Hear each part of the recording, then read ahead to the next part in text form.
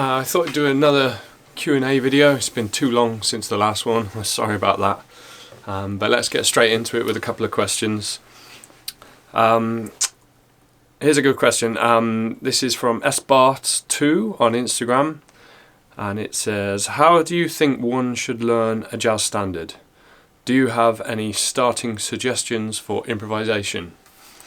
So when learning jazz standards, I recommend starting with the chord sequence first. I recommend memorizing it so that you know it all the way through, so that you don't have to read it or anything like that. So it's all in your head. Most jazz standards are 32 bar long sequences. They'll either be in two halves or in like an A-A-B-A form. That's the most common. Those are the most common forms. But I recommend just literally memorizing the sequence start to finish so that you can play it without any visual aid or any reference. When you learn chord sequences, I recommend applying numbers to the chords. So if we're in the key of G, G is the 1, 2, 5, 1 dominant. 1 dominant usually leads to a 4. And a 4 will often become a minor, which will take you back to the 1. So there's lots of these kind of movements that happen within jazz standards, and if you can recognize them early on, these kind of movements, that really makes things much easier in A, improvising, but B, learning more jazz standards, because you recognize the patterns. You'll recognize the same patterns in songs. So like I said, there are kind of some very common movements, like the 2-5-1.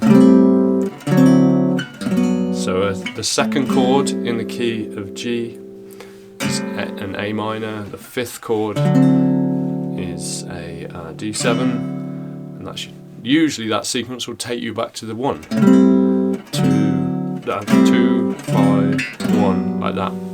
Like I said just a second ago, very often if you have a 1 chord that becomes dominant, which means it becomes like a 7, G major becomes G7, very often that will lead you to the 4 chord, which in C is C in the case of this, in the case of G. And then very often a C might become a C minor, and when you see that, you're very often heading back to the 1 chord. These are just a few examples. Another one is where you go 4, and the 4 goes up a semitone and becomes a diminished chord. You get this kind of, and that's a 4 sharp diminished, however you want to think of that chord. That usually takes you back to a 1 as well. There's 1-6-2-5, 1-6, E minor. We're all in G here, 2, 5, etc. And there's lots of movements like this. You often get a 2, 5, 1 down to the relative minor, which is in the key of G, would be E minor. And the 2, 5 will be a minor 7 flat 5, F sharp minor 7 flat 5, to a B, usually a flat 9. To an E minor. But anyway, these are some of the kind of common movements you get in jazz sequences, and I think it's good when you're learning them to kind of try and recognize these, try and notice what's going on, and you do that by applying numbers to the chords rather than names. Of course, you've got to know it's a G major and an A minor 7, but if you can think 1, 2, 3, 4, 5, 6, and the sequences will become much more logical to you. The next step for me is to learn the melody. Once you've learned the chord sequence, you can find the melodies. If you read, that's great. You can find them in books, real books and things like that. I don't read, so I usually go on Spotify or YouTube and just find versions. Very often when I learn a jazz standard, I'll go to the earliest, I'll try and find the earliest recording I can of it. So that might be way back, in the 30s or something like that. I'll listen to that one, and then I'll listen to some later versions from then. It gives you a bigger picture, because a lot of jazz standards have chords, the sequences have evolved over time. People have added substitutions and things like that, and I think it's good to sometimes just go right back to the beginning if you can. So I'll find as many versions as I can online. I'll have a listen to a few different ones and notice, oh, that version does this, that version does this. Sometimes even the melodies are slightly different, just different quirks within the sequence. But I recommend learning the melody. And then once you've done the chords and the melody, I would start thinking about improvising. I know that's a whole, other subject in itself, but you can start by getting some ideas from versions that you like. So when you're learning the melody, you might learn the melody and then learn a bit of the first solo in that tune, because you've listened to it so much, it might be already in your ear, so it makes sense to just pick out some ideas, get some inspiration that way. But also, if you're breaking the sequences down into kind of movements and numbers that are familiar to you, then a lot of the things that you already know from other jazz standards will apply. Most jazz standards will have 2-5-1s, so any kind of 2-5-1 ideas or concepts that you have, you can try them. Not all ideas work in all situations, but that gives you somewhere to start. And yeah, it's a case of just building up familiarity with the tune. So what I do is I'll when I'm playing jazz standards, I usually put on a metronome. I have a metronome drum machine over here, and I'll just sit there, put it on. It doesn't have to be too fast or anything. You just get the sequence going round in your head. I'll play it round and round a few times with just chords, then I might trace some bass lines around it, and then I'll start improvising a little bit, playing phrases and seeing how it all fits together. And then that's the start of the journey, and then from then on you keep working on them forever, and you keep kind of coming up with new ideas and exploring as you go. Here's a short question. This is from Vishu8221. This is on Instagram. It says, "Sir, practice is everything, ?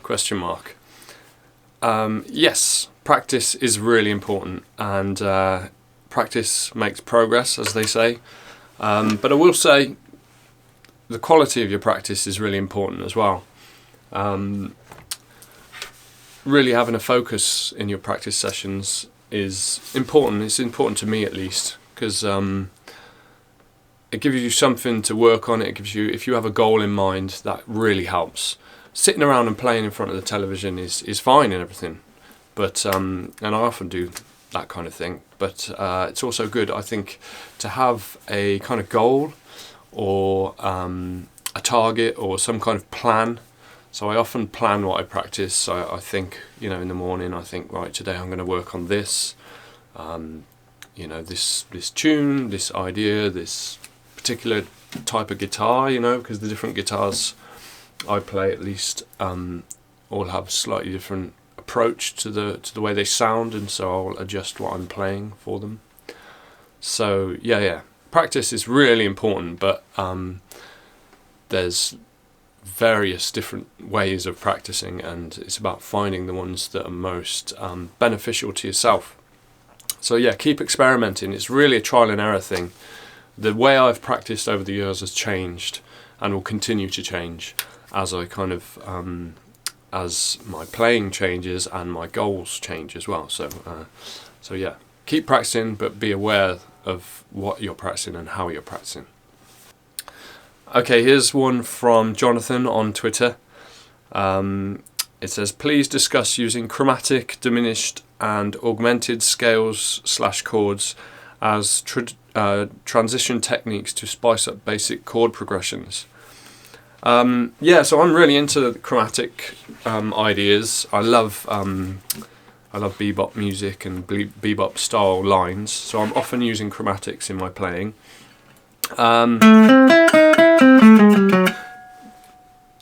basically with chromatics you can use them as a way of adding tension to your lines, but also as a way of connecting stronger chord tones.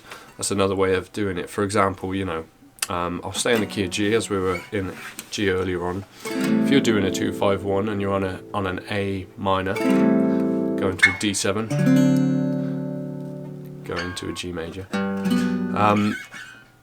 A couple of notes you could think of as being strong target notes would be the 1 of the A minor, and then the 3rd of the D, which is an F sharp here.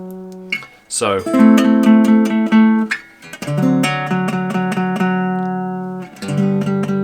and say there's a G there at the end. So you can say, well, I'm going to connect this note to this note using chromatics. So you can do. So to me that sounds, I already hear a chord change in my head. So that's one way of doing it, but of course there's lots of ways of connecting those two notes. Now that's adding this note instead of that note. I actually really like that sound. It's a bit harder to play under the fingers. Okay, so so these are all variations on how to kind of connect two strong chord tones.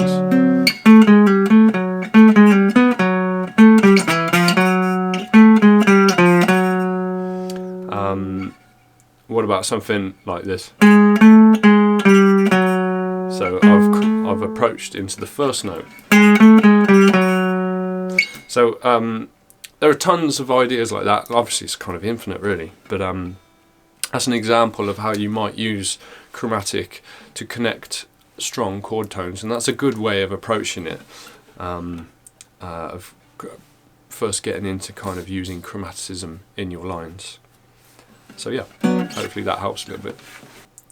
Here's a little question I had on a private message, and it asks if I could recommend a daily exercise.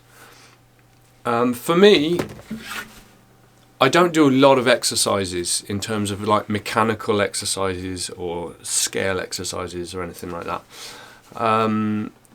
Occasionally I might experiment with things, but generally the thing I do every day is just try to be creative, is try to play music. I think everyone's different in the way they learn, but for me, as soon as guitar playing becomes too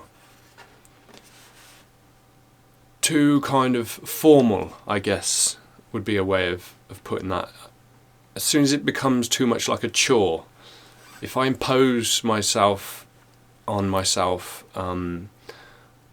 too much of a kind of curriculum, I just lose interest. I like to have a plan. I like to know what I'm going to work on in terms of like today I'm going to practice, you know, Stevie Ray Vaughan style licks on a Strat, you know, that kind of thing. But I don't really sit down and say, right, I'm going to play the major scale in 5 positions or anything like that. Like I say, everyone's different. Some people really benefit from that kind of thing. I don't. I've learnt through experience of years of doing this that as soon as I start trying to impose myself, you know, exercises on myself and stuff like that, it doesn't work. It doesn't work. For me, guitar is about expression, and that's what I want my practice to be. It wants to be me being creative, expressing. I want it to be an adventure. So I'll learn something new. I'll work on an idea I like. I'll improvise on a standard that I'm into at the time, or something like that. But I won't be practicing scales in a kind of formulaic approach. That's my personal opinion. Well, it's not actually my opinion, it's my personal preference, because my opinion is actually that everybody has a different way of doing it. So I'm not telling you not to do that. A lot of people have great results from that. So that's totally fine. But the thing that I have experience with is sitting around, playing guitar for fun, having an idea of what I want to concentrate on, what tune I want to work on, but keeping it playful and not too regimented. Okay, so last one for this video. This is from Craig on Threads, and he asks, how long have you been playing? So I started playing guitar properly when I was 7 years old. Before that, when I was a toddler, I had a toy guitar, but it wasn't really one you could play, not properly at least. And I did used to muck around with my dad's guitars back then as well, but dad's left-handed, so I wasn't really learning guitar until I was 7, and that's when I got my first proper guitar that you could tune. And I'm 35 now, so that's about 28 years of playing guitar. And I started basically because of my dad. Dad plays guitar, but he also had lots of guitar magazines and music magazines, and played lots of music in the car and stuff like that. So I was surrounded by the sights and sounds of guitar from day one, really. As long as I can remember, guitar has been part of my life. And so it's the only thing I've really wanted to do, to be honest. Yeah, 28 years later, and I'm still here trying to figure it out.